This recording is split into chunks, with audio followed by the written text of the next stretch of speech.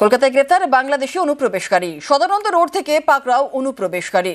গ্রেফতার বাংলাদেশি অনুপ্রবেশকারী আজাদ শেখ। 18 মে পুলিশ কর্মীকে ধাক্কা দেয় আজাদের গাড়ি। তারপর জিজ্ঞাসাবাদেই ধরা পড়ে আজাদের কীর্তি।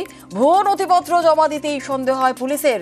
সীমান্ত পেরিয়ে বাংলায় শেখ আজাদ উত্তর 24 পরগনায় থাকতে শুরুও করেন।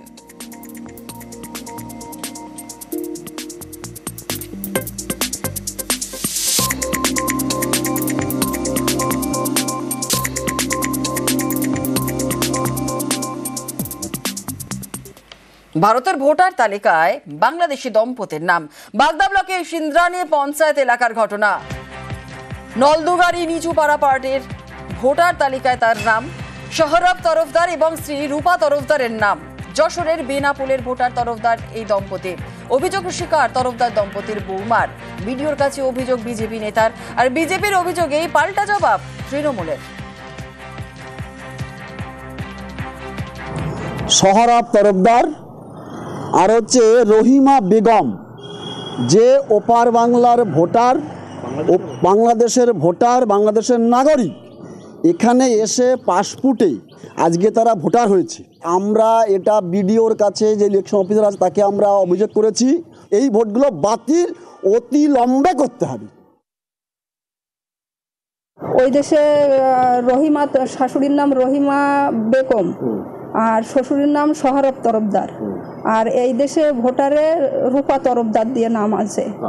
শাশুড়ির শ্বশুরের সোহরব তরফদারই আছে। হ্যাঁ, বাংলাদেশে এখনো থাকে। ইন্ডিয়ায় ওখান থেকে এসে জালি ভোট করেছে। কি করে করেছে আমি বলতে পারবো না।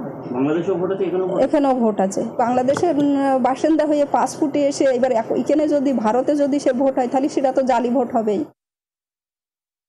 সর্বপ্রথম পশ্চিমবঙ্গে এই উদ্যোগটা নেওয়া হয়েছে তৃণমূলের পক্ষ থেকে, যে ভুতুড়ে ভোটার দু জায়গায় ভোট, বাইরে থেকে এসে পশ্চিমবঙ্গে কোনো ভোট করেছে কিনা এটা দেখার দায়িত্ব সরকার যেমন নিয়েছে, তেমনি বিভিন্নভাবে ভুতুড়ে ভোটার খোঁজার আমরা বিভিন্ন বুথে কার্যক্রম চালাচ্ছি। তো হঠাৎ যদি এরকম কিছু থাকে সেটা বিডিও তদন্ত করে দেখবে, বিডিওর অধীনে থাকবে। যদি সেরকম হয় বিডিও সেটা অ্যাকশন নেবে। ফের কলকাতায় পাসপোর্ট জালিয়াতিতে গ্রেফতার।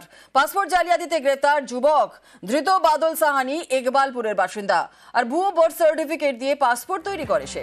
গোসাবা ঠিকানায় ভুয়ো বার্থ সার্টিফিকেট তৈরি।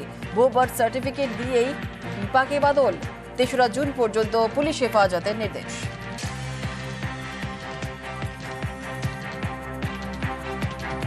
বাদল সাহানি একটা বার্থ সার্টিফিকেট জমা দিয়েছে, ওটা ফেক বলে, ইট ইজ নট জেনুইন বলে পুলিশ অভিযোগ করেছে।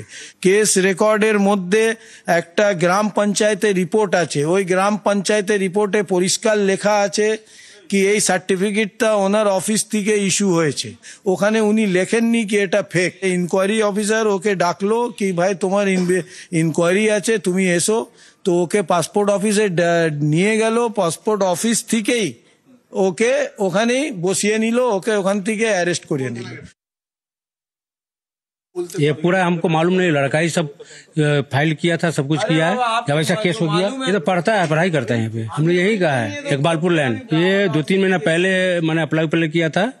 जब ये आया तो पासपोर्ट बनाने के लिए दिया, तब ये चेक इन आया। नहीं, बर्थ सीट बनाया था पासपोर्ट के लिए कि पासपोर्ट हम बनाएंगे। नहीं, मेरा था, उसका नहीं था, उसका सर्टिफिकेट नहीं था। बनाया नहीं, इसे घर में जन्म लिया ना, तो हम लोग बनाए नहीं। ধর্মতলা বাসস্ট্যান্ড থেকে কার্তুজ সহ ধৃত যুবক। বাসস্ট্যান্ড থেকে 100-এরও বেশি কার্তুজ উদ্ধার। কলকাতা পুলিশের স্পেশাল টাস্ক ফোর্সের জালে যুবক। কার্তুজ সহ ধৃত রামকৃষ্ণ মাঝি, কেতুগ্রামের বাসিন্দা। কার্তুজ উদ্ধার কলকাতা পুলিশের স্পেশাল টাস্ক ফোর্সের।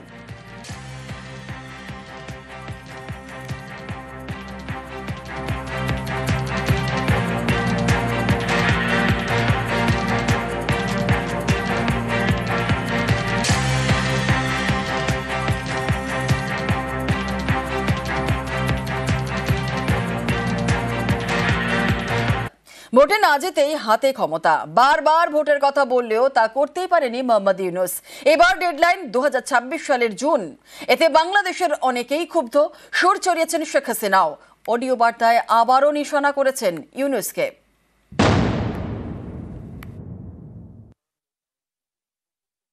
নির্বাচন হতে পারে স্যার। এইটা তো কেউ বলে নাই এখনো, আলাপ হলে তখন দেখা যাবে কতদিনে হলে ভালো হবে, যেটা আপনারা বলেন। এটা থেকে কারোর কোনো এমন না যে এটা আমি এক্ষুনি করে দেবেন, বললে করে দেবেন, কি আছে। যে করলে ভালো হবে কি ভালো হবে না সেটা আপনারা বিচার করেন আগে, যেটা চিন্তা করেন কতদিন হলে ভালো হবে। 2024 সালের অগস্ট থেকে বাংলাদেশের তদারকি সরকার, সেই সরকারের প্রধান উপদেষ্টা মোহাম্মদ ইউনূস ক্ষমতা দখল করেই তিনি বলেছিলেন তার সরকার যে কোনো মুহূর্তে জাতীয় নির্বাচন করার জন্য তৈরি। এই করতে করতে 10 মাস কেটে গেল, আজও ভোট করতে পারেননি মোহাম্মদ ইউনূস, শুধু তারিখ পে তারিখ। ইলেকশন নিয়েও ধোঁয়াশার কিছু নাই। স্যার বারবার বলেছেন উনি এক কথার মানুষ, ইলেকশনটা জুন 30, 2026 মধ্যেই দিবেন। আপনাদের ওনার 3টা কাজ, একটা হচ্ছে সংস্কার মানে রিফর্ম, নির্বাচন, আর একটা হচ্ছে বিচার। আজও ডিসেম্বর থেকে জুনের মধ্যে হবে নাকি আবার পেছাবে, সেই দিকে আমাদের নজর রাখতে হবে। কারণ আমার মনে হয় যে এই যে উনি ডিক্লারেশনটা দিয়েছেন নির্বাচন নিয়ে, এটা কিন্তু খানিকটা চাপের মুখে পড়েই দিয়েছেন, এবং ইন্টারনাল লেজিটিমেসি যাতে অ্যাকোয়ার করে এবং মিলিটারি যে সেকশনটা আছে তার মধ্যেও যাতে ইউনিসের ওপর কোনো রকম আর ফার্দার চাপ যাতে না আসে।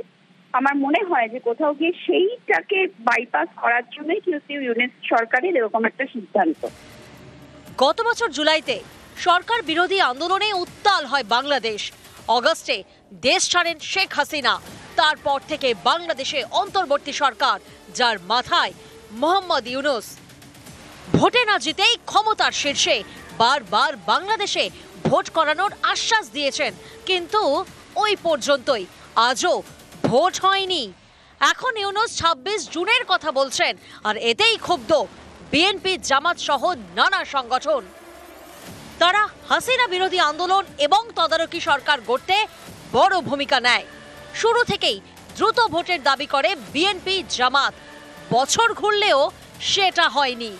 এতে তদারকি সরকারের সমর্থকদের মধ্যে ক্ষোভ বেড়েছে। কালচার অফ রোড ম্যাপ, শুধু একটা রোড ম্যাপ আমি দেখছি এখন, ওইটা হচ্ছে ইলেকশন হবে ডিসেম্বর থেকে জুনের মধ্যে, and that's the most specific road map we have in anything in the country. আর ওইটা নিয়ে এখন চিল্লাচিল্লি হচ্ছে যে রোড ম্যাপটা আরেকটু টাইট করে। কোথায় রোড ম্যাপ আছে আমাদের, কোন সেক্টরে? I have no idea, but we need to introduce a culture of road map. এই ক্ষোভ ভালোই টের পাচ্ছেন মোহাম্মদ ইউনূস। কয়েকদিন আগেই গুঞ্জন ছড়ায় তিনি নাকি প্রধান উপদেষ্টার পদ ছাড়তে চান।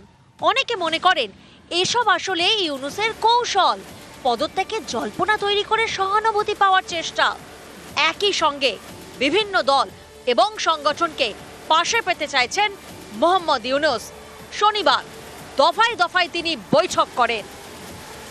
সুষ্ঠু, নিরপেক্ষ ও অবাধ নির্বাচন অনুষ্ঠানের উদ্দেশ্যে সরকারের নিরপেক্ষতা বজায় রাখার স্বার্থে বিতর্কিত উপদেষ্টাদের বাদ দিয়ে উপদেষ্টা পরিষদ পুনর্গঠনের জন্য আমরা দাবি জানিয়েছি।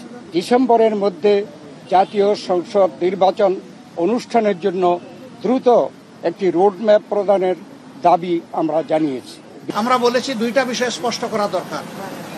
একটা, নির্বাচনটা কখন হবে, আর 2 নম্বর আমরা বলেছি এই নির্বাচনের আগে অবশ্যই সংস্কার এবং দৃশ্যমান বিচারের কিছু প্রক্রিয়া জনগণের সামনে আসতে হবে। একটা হচ্ছে সংস্কারের রোডম্যাপ, আর একটা হচ্ছে নির্বাচনের রোডম্যাপ। কবে হবে রোডম্যাপ, আর কবে হবে ভোট, আর কতদিন তদারকি সরকার চলবে? বাংলাদেশ জুড়ে এই সব প্রশ্ন ঘুরপাক খাচ্ছে, আর গদি আঁকড়ে থেকে তারিখের পর তারিখ শোনাচ্ছেন। এতে বাংলাদেশের অনেকের মনেই তৈরি হয়েছে ক্ষোভ। অনেকেই সুর চড়াচ্ছেন। শেখ হাসিনাও ফের নিশানা করেছেন মোহাম্মদ ইউনূসকে। জঙ্গিদের উপর নির্ভর করেই, তাদেরকে ব্যবহার করে এবং আমাকে আর রেহানাকে হত্যার চক্রান্ত করেই ইউনূস কিন্তু ক্ষমতা দখল করলো। আর ক্ষমতা এসে আওয়ামী লীগের যত নেতাকর্মী এবং সহযোগী সংগঠনের নেতাকর্মী, মুক্তিযোদ্ধা, 14 দলীয় নেতা, তাদেরকে গ্রেপ্তার। জনগণের ভোটে নির্বাচিত, আর ইউনূস হচ্ছে জঙ্গিদের দ্বারা ক্ষমতা দখল। আজকে জঙ্গিদের সহায়তায় যারা ক্ষমতা দখল করে, সেই ইউনূস, সে আওয়ামী লীগকে নিষিদ্ধ করায়। তা সে সিদ্ধ হলো কীভাবে? মিয়ানমার বর্ডারে নিয়ন্ত্রণ হারিয়ে ফেলেছে। লজ্জা হয় না যে একটা দেশের স্বাধীনতা, সার্বভৌমত্ব বিক্রি করে দেয়? ক্ষমতায় থাকার জন্য। আজ পর্যন্ত যে কটা কথা বলেছে ডক্টর ইউনূসকে একটা কথাও রাখতে পেরেছে? রাখতে পারে নাই। সব মিথ্যা কথা ফুলচুরি দিয়ে মানুষকে ভুলিয়েছে। নিউজ 18 বাংলা।